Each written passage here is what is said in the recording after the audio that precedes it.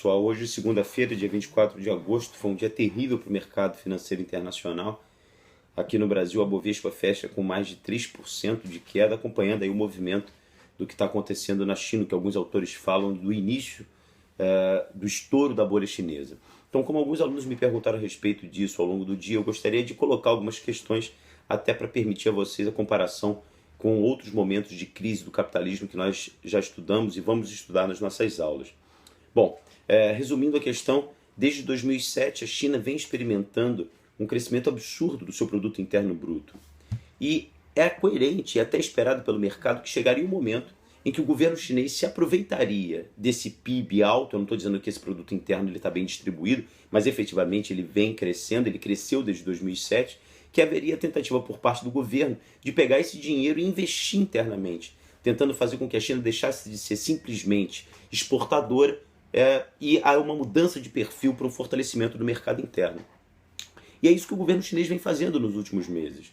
E qualquer momento de transição, dessa transição de perfil econômico, de um perfil exportador para um perfil mais voltado ao fortalecimento da economia interna, isso gera desaceleração da economia. Isso gera retração industrial, isso é esperado. Só que aí acontece o problema. Porque se a China experimenta retração industrial, países que exportam commodities para a China, como por exemplo o caso do Brasil, que tem na China um dos seus principais parceiros comerciais nesse sentido, o Brasil vai sentir. E esse é um ponto. O segundo ponto é que, da mesma forma, a China passa a exportar menos.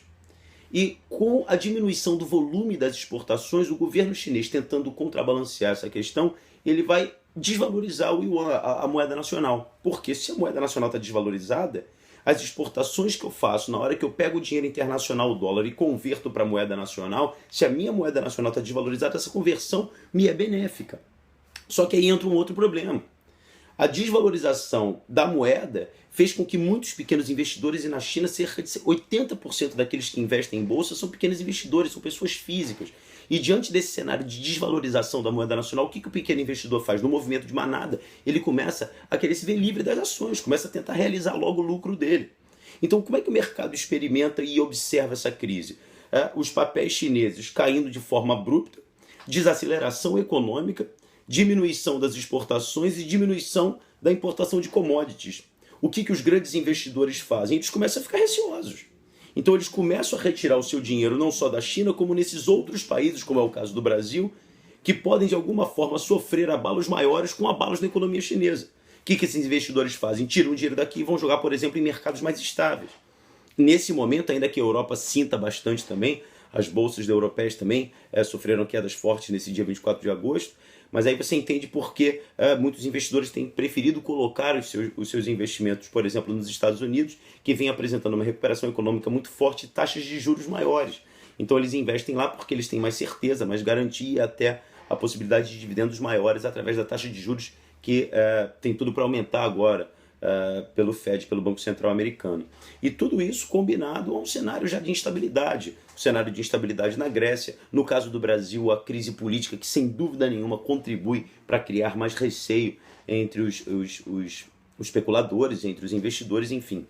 De alguma maneira é interessante que vocês aproveitem esse momento para leiam jornais, leiam revistas, tentem ficar mais próximos disso que está acontecendo, porque pode ser um momento muito importante para que nós tenhamos aí uma reconfiguração, uma recomposição do cenário econômico a partir disso que está acontecendo com a China, e é claro que o mercado vai estar atento aí, tentando entender o que vai acontecer ao longo dessa semana. Tá bom?